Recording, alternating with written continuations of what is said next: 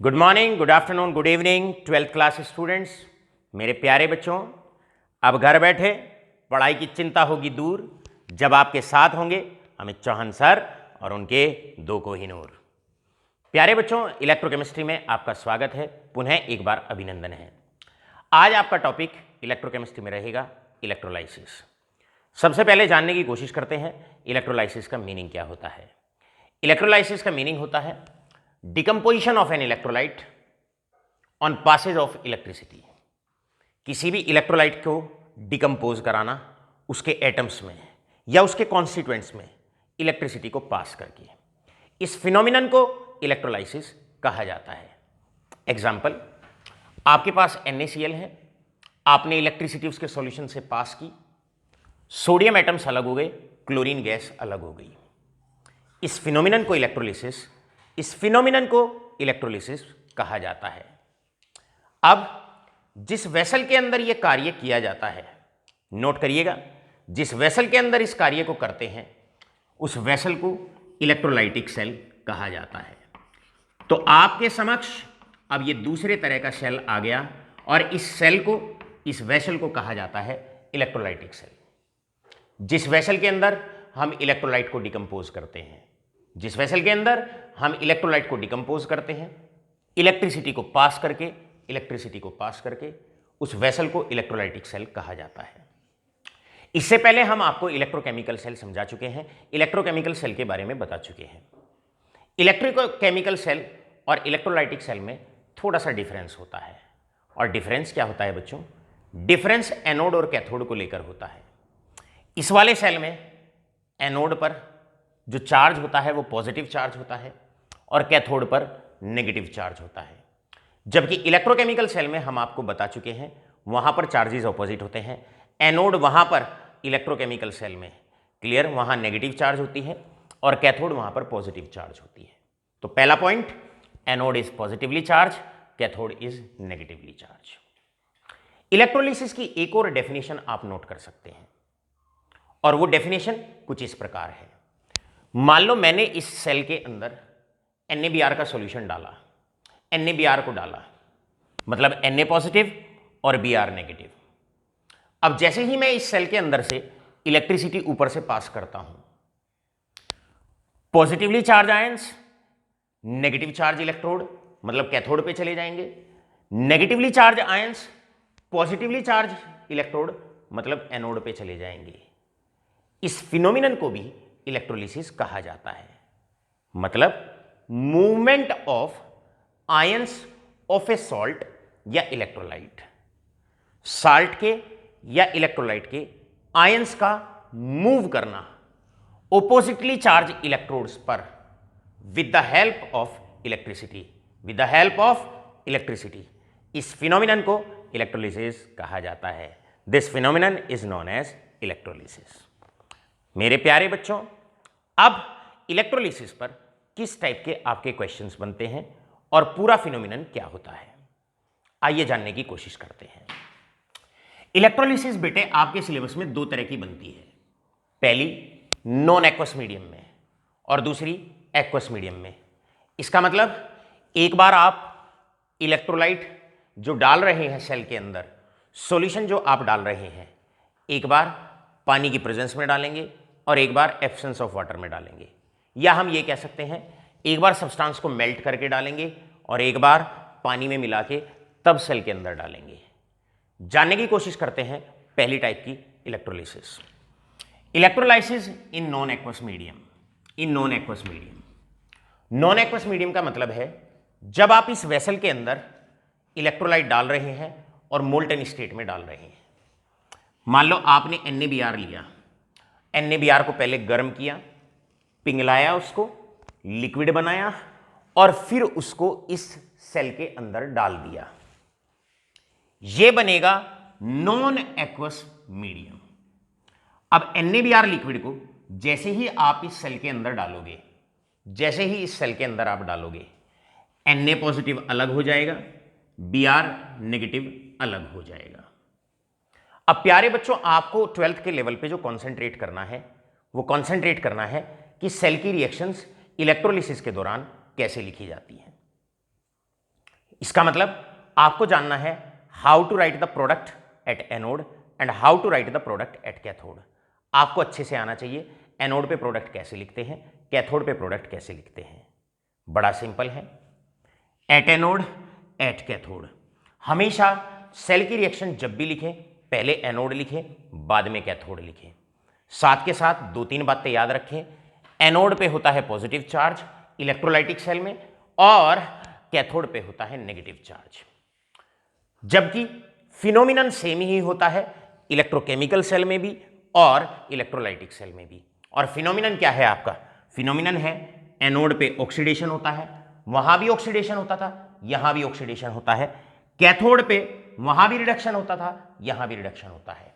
तो केवल चार्ज में डिफरेंस है, फिनोमिनन बिल्कुल सेम है। चार्ज में डिफरेंस है, फिनोमिनन बिल्कुल सेम है।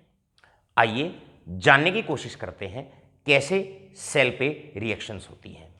सबसे पहले आप एनोड की रिएक्शन लिखने वाले हैं। एनोड पे जाएगा एनायन, Br नेगेटिव एनायन है वो एनोड पे जाएगा, ओपोजिटली चार्ज इलेक्ट्रोड पे जाएगा। ये रहा Br नेगेटिव, ये रहा Br नेगेटिव, एनोड पे जाएगा। एनोड पे होता है ऑक्सीडेशन, मतलब लॉस ऑफ इलेक्ट्रॉन, एक नेगेटिव चार्ज है, आराम से एक इलेक्ट्रॉन रिलीज कर देगा, एक इलेक्ट्रॉन रिलीज कर देगा। ये आपकी रिएक्शन होगी एनोड पर। लर्न कर सकते हैं एनोड पे एन आयन जाएगा, एनोड पे एन आयन जाएगा, ऐसे भी आप इसको लर्न कर सकते हैं। एनोड पे जाएगा एन आयन, उसका होगा एनोड पे ऑक्सीडेशन, लॉस करेगा एक इलेक्ट्रॉन। अब हम जानते हैं Br जो है इस फॉर्म में स्टेबल नहीं होता, इसको आप रिप्रेजेंट करेंगे इसकी स्टेबल फॉर्म में, मतलब हाफ Br2। अगर कोई प्रोडक्ट अनस्टेबल फॉर्म में है तो आप उसको साथ के साथ स्टेबल फॉर्म में रिप्रेजेंट करेंगे। तो यहां पर सिंपल सी बात है, एनायन है, उसने अपना इलेक्ट्रॉन छोड़ा, ऑक्सीडेशन हुआ, Br बना।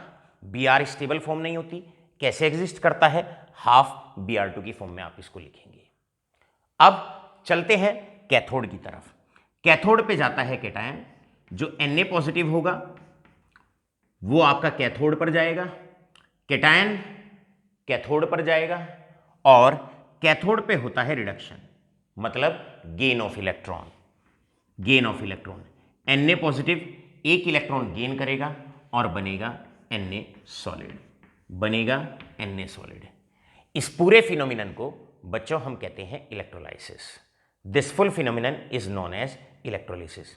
किस प्रकार आपने प्रोडक्ट लिखा, आपने प्रोडक्ट लिखा इस प्रकार, एनोड पे गया एनायन, हुआ उसका ऑक्सीडेशन, कैथोड पे गया कैटायन, हुआ उसका रिडक्शन, और आसानी से आपने प्रोडक्ट लिख दिया। अब लास्ट में आप क्या करेंगे, अब आप इस पूरे सेल को रिप्रेजेंट करेंगे। कैसे रिप्रेजेंट करते हैं सेल को, सेल को रिप्रेजेंट हमेशा ऐसे किया जाता है, यहां पर हम एनोड लिखते हैं, हमेशा याद रखो एनोड लिखते हैं। उसके बाद हम एनोड का प्रोडक्ट लिखते हैं, Ap, जो भी एनोड का प्रोडक्ट होता है वो लिखते हैं।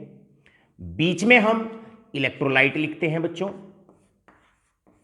बीच में हम लिखते हैं इलेक्ट्रोलाइट। इलेक्ट्रोलाइट के इधर लिखते हैं हम Cr, कैथोड का प्रोडक्ट लिखते हैं हम Cp, और इसके बाद हम कैथोड जिस सब्सटेंस की है उसको लिखते हैं, उसको हम ऐसे लिखते हैं। लास्ट में आप सेल को रिप्रेजेंट कर दोगे। क्लियर। सबसे पहले एनोड को लिखना है आपने। एनोड जनरली अगर दी हुई नहीं होती है तो इस वाले केस में जनरली हम प्लेटिनम मेटल की लेते हैं, जनरली प्लेटिनम की। तो आप यहां पर लिख दोगे भाई एनोड है प्लेटिनम की। यहां पर भी ज्यादातर इलेक्ट्रोड जो ली जाती हैं वो प्लेटिनम इलेक्ट्रोड्स ली जाती हैं। क्लियर।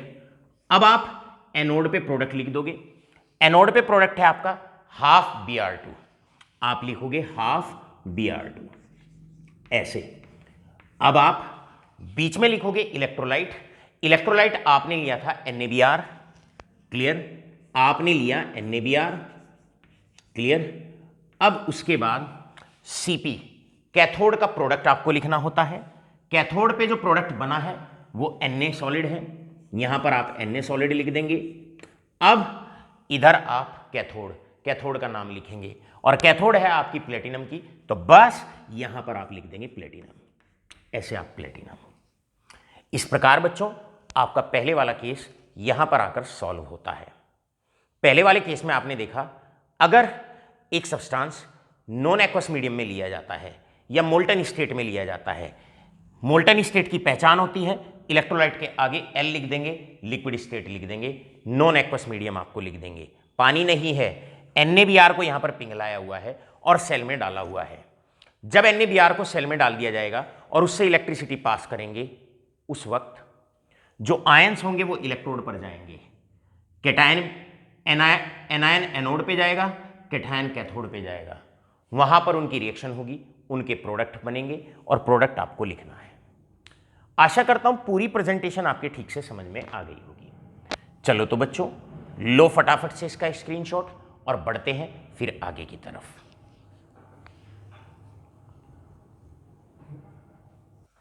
अब बारी आती है केस नंबर 2। केस नंबर 2 है, आपने इलेक्ट्रोलिसिस करानी है एक्वस मीडियम के अंदर। मतलब इस बार आप NaBr इस बार आप लेने वाले हैं NaBr एक्वस। सो डिफरेंस आप समझ जाइए। पिछले वाले केस में आपने NaBr लिक्विड लिया था, मतलब NaBr को आपने गर्म किया, मेल्ट किया उसको और सेल के अंदर डाल दिया। इस बार आपने NaBr को पानी में मिलाया और सेल के अंदर डाल दिया। जब आप एक्वस मीडियम के अंदर इलेक्ट्रोलिसिस कराओगे, उस केस में आपके पास दो केस बनेंगे। पहला केस, जब इलेक्ट्रोड इनर्ट है, जब इलेक्ट्रोड इनर्ट है, ये पहला केस आपका बनेगा जब इलेक्ट्रोड इनर्ट है। इनर्ट इलेक्ट्रोड जनरली प्लेटिनम की होती है और इनर्ट इलेक्ट्रोड का मतलब होता है इलेक्ट्रोड रिएक्शन में पार्टिसिपेट नहीं करेगी, राइट। हालांकि कैलोमल की इलेक्ट्रोड भी हो सकती हैं, कार्बन ग्रेफाइट की भी बहुत सारे केसेस में इनर्ट इलेक्ट्रोड हो सकती है। लेकिन 12th लेवल के लिए और CBSE बोर्ड के लिए आप सिर्फ ध्यान रखें और यह ध्यान रखना है कि इलेक्ट्रोड अगर प्लेटिनम की लिखी हुई है तो इनर्ट इलेक्ट्रोड है, मतलब इलेक्ट्रोड पार्टिसिपेट रिएक्शन में नहीं करेगी। आइए जानने की कोशिश करते हैं सेल में रिएक्शन एक्वस मीडियम के अंदर, एक्वस सॉल्यूशन के अंदर कैसे लिखी जाती है। अब बच्चों, जब आप इस वेसल के अंदर, इस सेल के अंदर जैसे ही आप NaBr एक्वस डालोगे, जैसे ही आप NaBr एक्वस डालोगे, याद रखो आपके पास सोडियम आयन होंगे, आपके पास ब्रोमाइड आयन होंगे, लेकिन पानी के अंदर आपने आयंस को डाला है तो वाटर भी आयनाइज होगा। इसका मतलब आपके पास H पॉजिटिव आयंस भी होंगे और आपके पास OH नेगेटिव आयंस भी होंगे। NaBr एक्वस का मतलब है अब इस सॉल्यूशन के अंदर आपके पास 4 आयंस होंगे, Na positive, Br negative, H positive, OH negative. अब आगे प्रोडक्ट कैसे लिखना है, पहले कुछ बातों पे ध्यान देना है और वो बातें कौन सी हैं जरा ध्यान रखिए।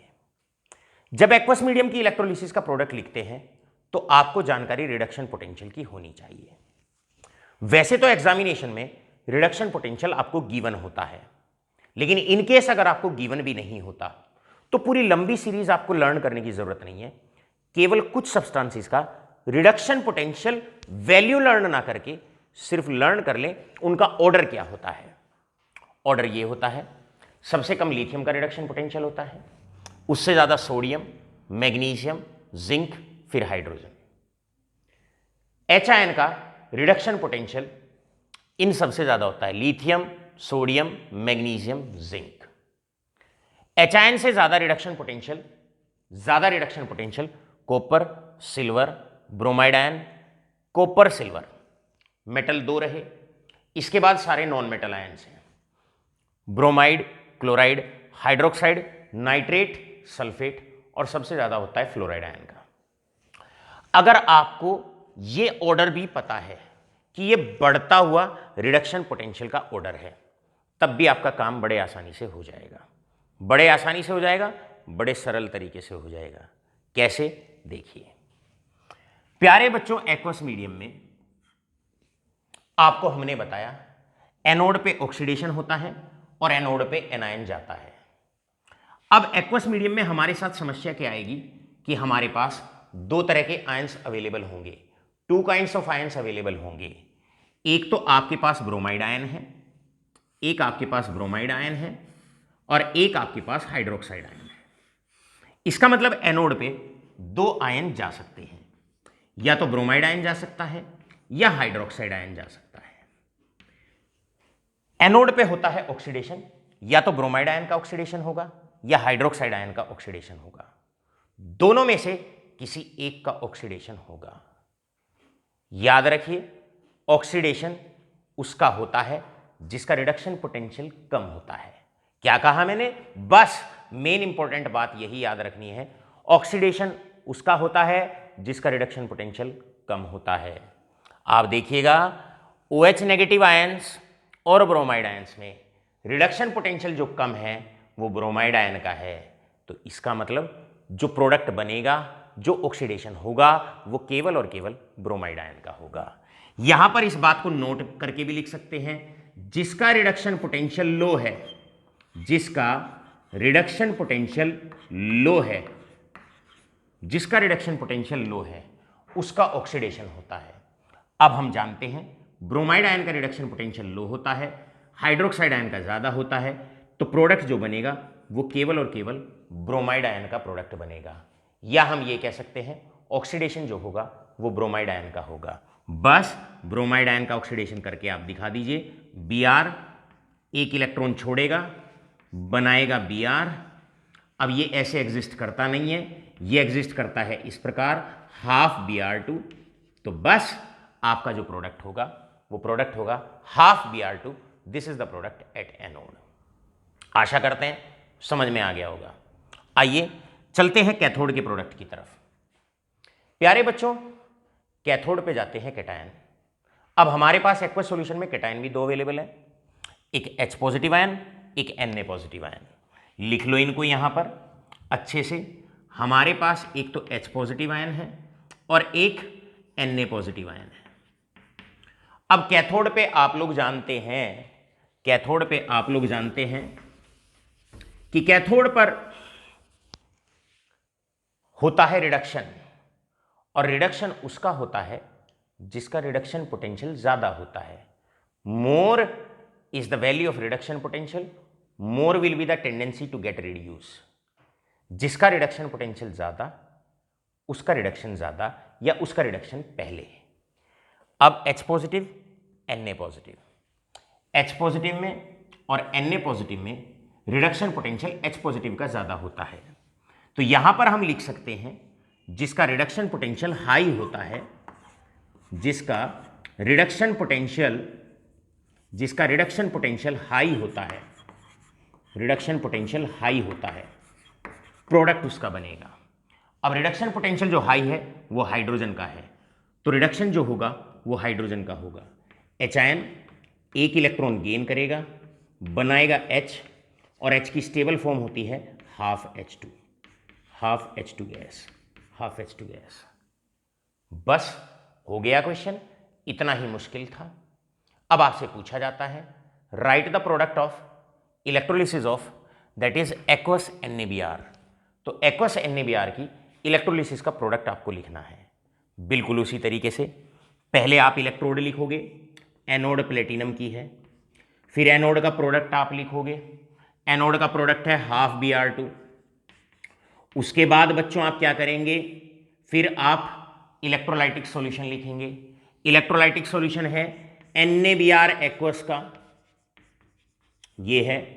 उसके बाद आप क्या करने वाले हैं, फिर आप कैथोड का प्रोडक्ट लिखेंगे हाफ H2 गैस, और इधर आप कैथोड लिखने वाले हैं वो है प्लेटिनम की। आशा करते हैं पूरा का पूरा कॉन्सेप्ट आपके अच्छे से क्लियर हो गया होगा। सारा का सारा जितना बोर्ड पे लिखा हुआ है आपके अच्छे से समझ में आ गया होगा। एक एग्जाम्पल और लेते हैं और अपनी बात को आगे बढ़ाते हैं। लो फटाफट से स्क्रीनशॉट। अब बारी आती है, इसको और अच्छे से समझना है। आपको इलेक्ट्रोलिसिस प्रोडक्ट लिखना है ऑफ कॉपर सल्फेट एक्वस। बहुत बार एग्जामिनेशन का ये हिस्सा होता है, बड़ा क्लासिकल सा क्वेश्चन होता है। बच्चों याद रखें, जब कॉपर सल्फेट एक्वस की इलेक्ट्रोलिसिस का प्रोडक्ट आपसे लिखना आ जाए, क्वेश्चन आएगा right the product of electrolysis of aqueous copper sulphate using platinum electrodes. इसका मतलब आपसे ये वाला केस पूछा जाएगा। जैसे ही कॉपर सल्फेट का एक्वस सॉल्यूशन आप लेंगे उसमें आपके पास 4 आयन अवेलेबल होंगे, कॉपर आयन, सल्फेट आयन, और वाटर में डाल के आपने लिया है तो वाटर के भी आयन होंगे, H पॉजिटिव आयन और OH नेगेटिव आयन। अब सिंपल सा लो, एनोड पे जाएंगे एनायंस, 2 एनायन आपके एनोड पे जा सकते हैं। एनायन कौन कौन है? मेरे पास एक तो सल्फेट आयन है और एक हाइड्रोक्साइड आयन है। अब ये 2 आयन हैं बच्चों, एक सल्फेट आयन है और एक हाइड्रोक्साइड आयन है। इन दोनों में से ये 2 आयन हैं जो एनोड पे जा सकते हैं, लेकिन दोनों में से एक जाता है। एनोड पे एनायन जाता है, 2 में से एक जाएगा। सवाल है कौन जाएगा? जो जल्दी से ऑक्सीडाइज हो जाए वो जाएगा, क्योंकि एनोड पे ऑक्सीडेशन होता है और ऑक्सीडेशन उसका जल्दी होता है जिसका रिडक्शन पोटेंशियल कम होता है, राइट? दोनों का रिडक्शन पोटेंशियल कंपेयर कर लीजिए। ये रहा आपके पास हाइड्रोक्साइड, ये रहा आपके पास सल्फेट। रिडक्शन पोटेंशियल हाइड्रोक्साइड का कम होता है, तो जो प्रोडक्ट बनेगा वो हाइड्रोक्साइड के अकॉर्डिंग बनेगा, हाइड्रोक्साइड के अकॉर्डिंग प्रोडक्ट बनेगा। कैसे लिखेंगे रिएक्शन को जरा देखिए। हाइड्रोक्साइड की जब भी रिएक्शन लिखें ऐसे 2 मोल आप एक साथ लिखेंगे, ऐसे 2 इलेक्ट्रॉन है, 2 इलेक्ट्रॉन लॉस करेगा, 2 इलेक्ट्रॉन लॉस करेगा, ऑलराइट। यहां से 2 इलेक्ट्रॉन का लॉस होगा, 2 इलेक्ट्रॉन का लॉस होगा।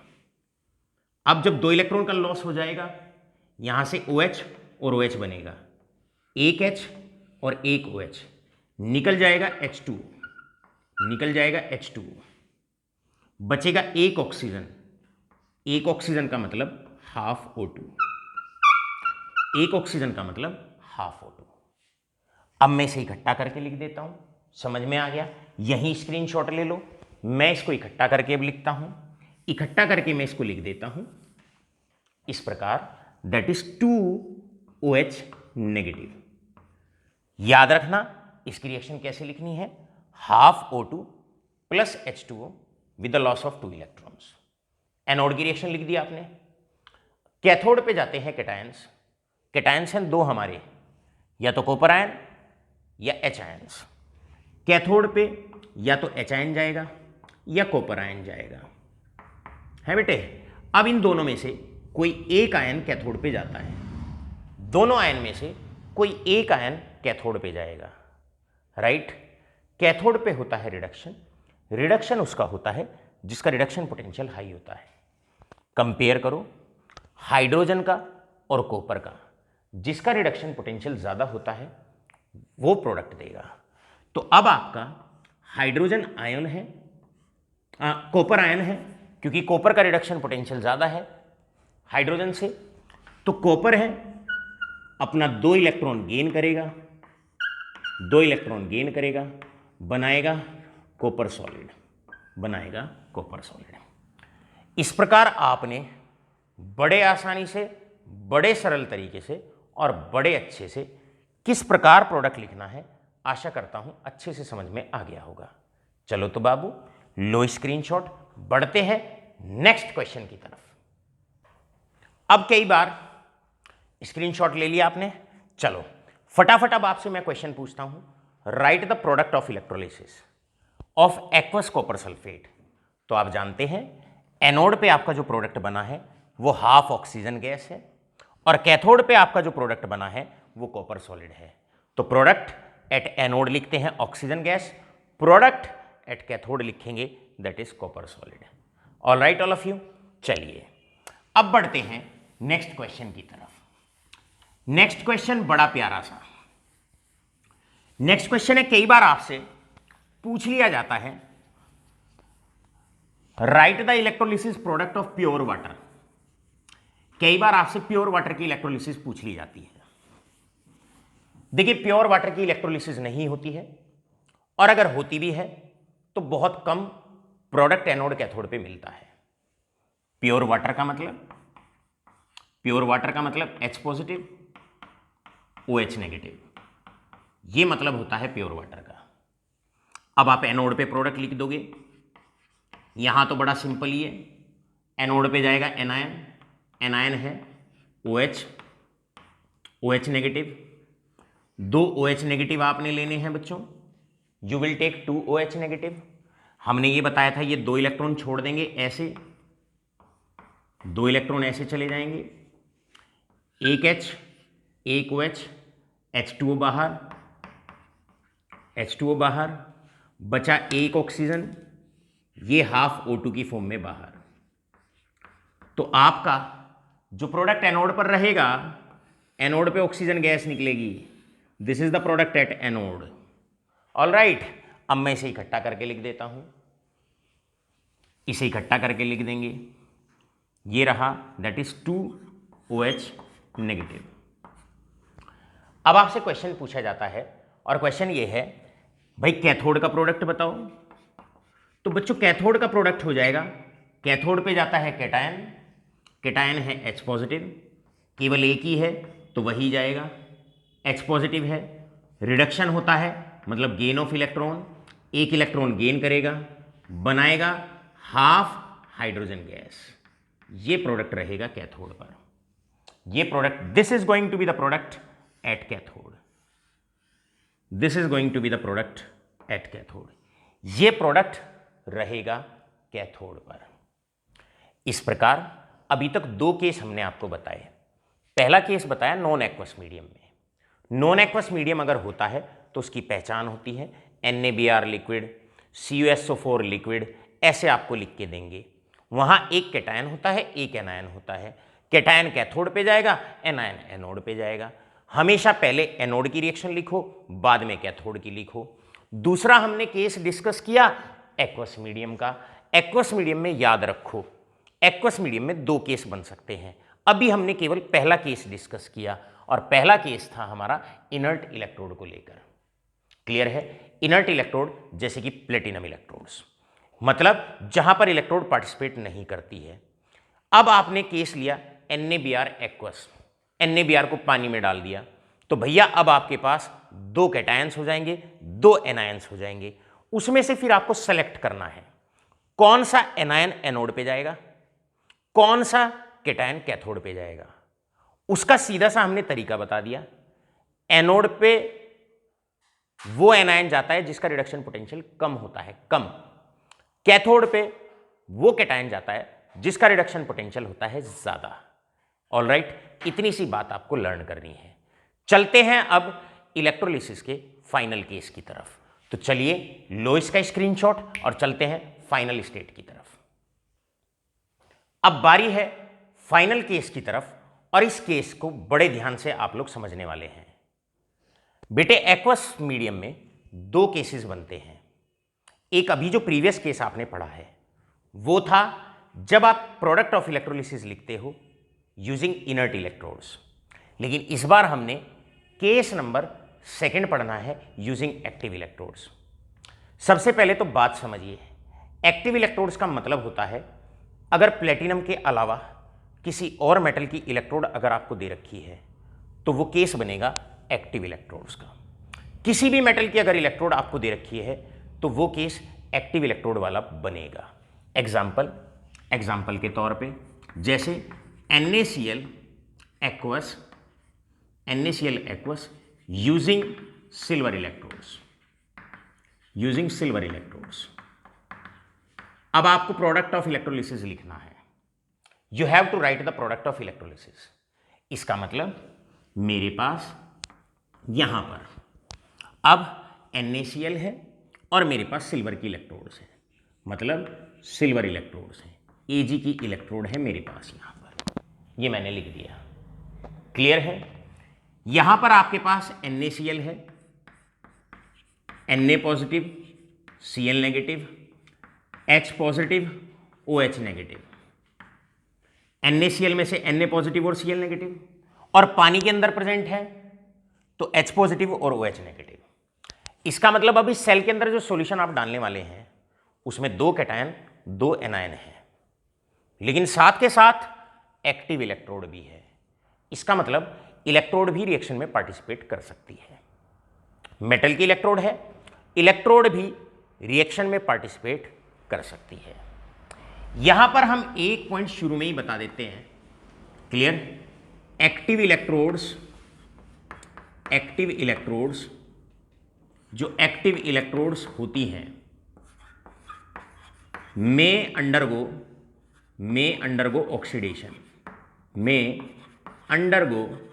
ऑक्सीडेशन। बस अगर ये लाइन आपने ध्यान से पढ़ ली तो आपका ये वाला केस बिल्कुल क्लियर हो जाएगा। मैं रिपीट करता हूं, हमने क्या लिखा? एक्टिव इलेक्ट्रोड्स में अंडरगो ऑक्सीडेशन। जो एक्टिव इलेक्ट्रोड होती है उनका भी ऑक्सीडेशन हो सकता है या वो सेल रिएक्शन में पार्टिसिपेट कर सकती है। चलिए एग्जाम्पल लेते हैं और उसके सहारे आगे बढ़ते हैं। आपको लिखना है प्रोडक्ट एट एनोड।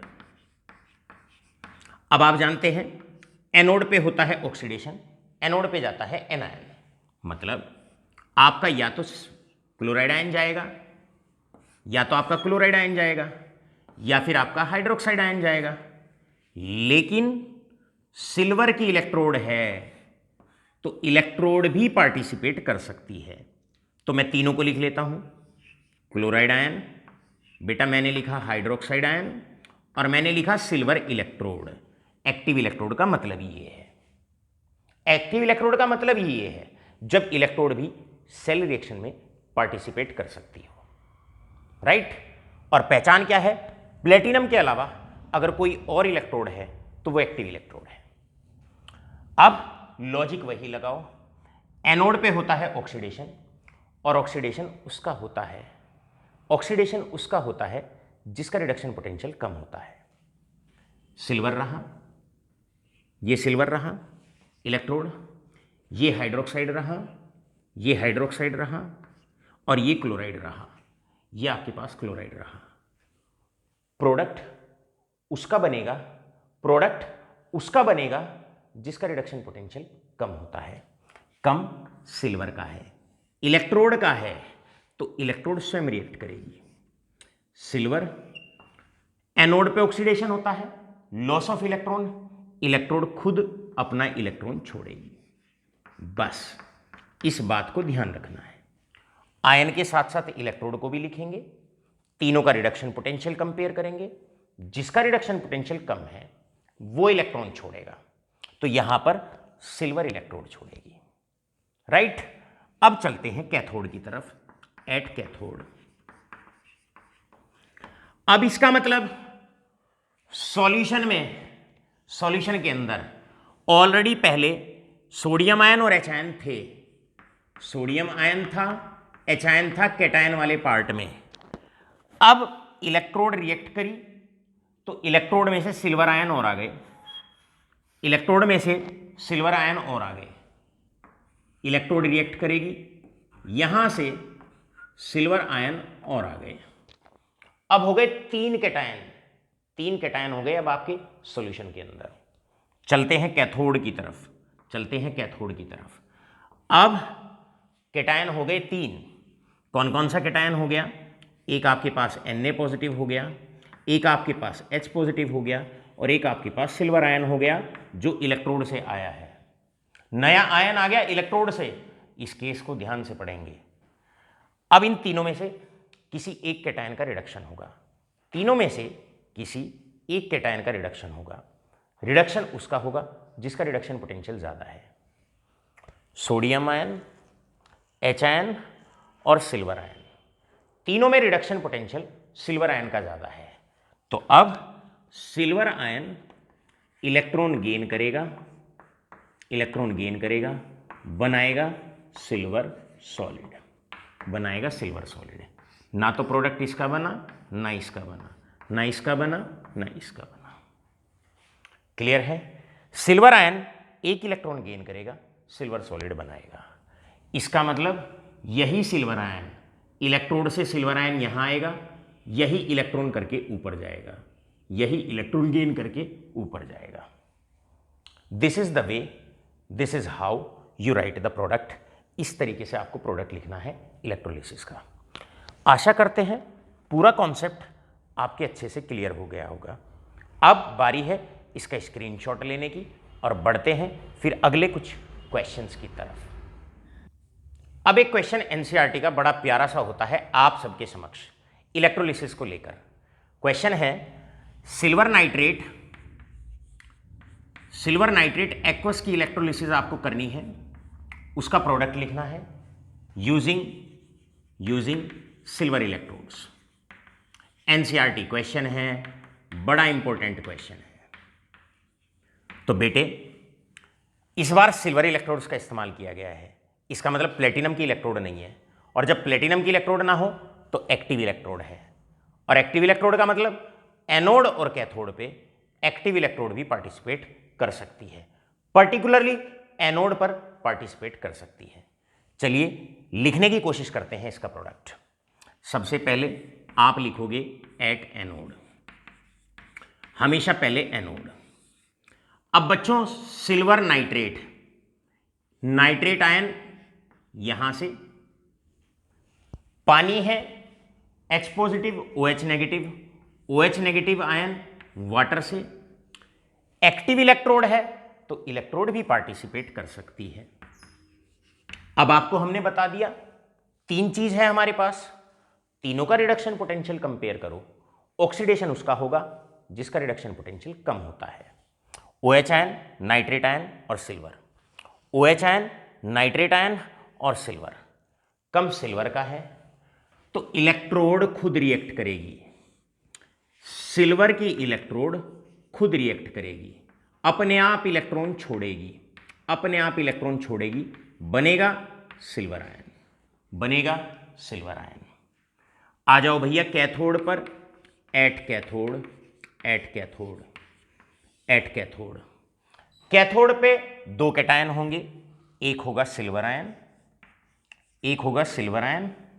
एक होगा H आयन। सिल्वर नाइट्रेट में से सिल्वर आयन, पानी के अंदर से H आयन, नंबर 2। नंबर 3, पहले ही H आयन भी था, पहले ही सिल्वर आयन भी था, अब इलेक्ट्रोड रिएक्ट कर रही है तो कुछ सिल्वर आयन उसमें से भी आ जाएंगे, इसका मतलब इलेक्ट्रोड से एक और आयन आएगा जिसे सिल्वर आयन कहते हैं। बात एक ही है, मतलब ये तो इलेक्ट्रोड से आया, ये 2 आयन ऑलरेडी सॉल्यूशन में थे। अब silver ion H ion, reduction उसका होता है जिसका रिडक्शन पोटेंशियल ज्यादा होता है, कैथोड पे प्रोडक्ट उसका मिलेगा जिसका रिडक्शन पोटेंशियल ज्यादा है। सिल्वर आयन में और H आयन में, silver ion H ion, silver ion का रिडक्शन पोटेंशियल ज्यादा है, सिल्वर आयन अपना इलेक्ट्रॉन गेन करेगा और बनाएगा सिल्वर सॉलिड। ये तो प्रोडक्ट रहेगा एनोड पर, this is the product at anode, and silver solid is going to be the product at cathode. ये आपका प्रोडक्ट रहेगा कैथोड पर। अब मेरे प्यारे बच्चों, आज की बात लेक्चर की यहीं पर हम करेंगे समाप्त, लेकिन उससे पहले अभी के अभी आप बैठे हुए हैं और साथ के साथ आप एनसीईआरटी की बुक जो है उसमें एनसीईआरटी एक्सरसाइज में लास्ट क्वेश्चन है predict the product of electrolysis. अभी के अभी उसके चारों इंपॉर्टेंट पार्ट आप करिए, वो आपके बोर्ड एग्जामिनेशन के लिए बहुत बहुत इंपॉर्टेंट है। धन्यवाद।